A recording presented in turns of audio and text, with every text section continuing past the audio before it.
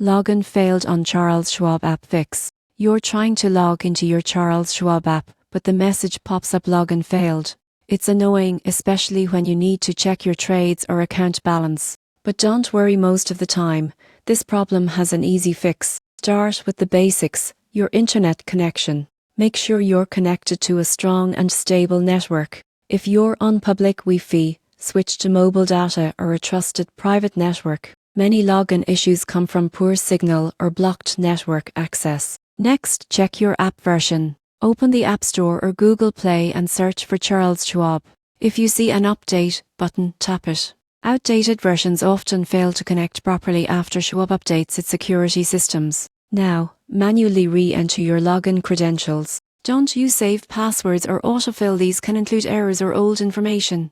If you've recently changed your password or username, update it manually. If you're using fingerprint or Face It, try disabling it temporarily and log in with your password. This often resets the login token and fixes hidden authentication bugs. Still not working? Clear the app cache. On Android, go to Settings, Apps, Charles Schwab Storage, Clear Cache. For iPhone users, delete and reinstall the app to remove corrupted temporary files. Also, make sure your device clock is set to automatic. Security-based apps like Schwab rely on accurate system time for verification, and incorrect time zones can cause login failures. And if you've tried everything and it still fails, the issue might be on Schwab's end. Check their system status or official updates. They occasionally perform maintenance during off-peak hours. So next time your Charles Schwab app says login failed, stay calm. Update the app, clear your cache, and verify your connection. In just a few minutes, you'll be back to trading, tracking, and managing your investments without interruption.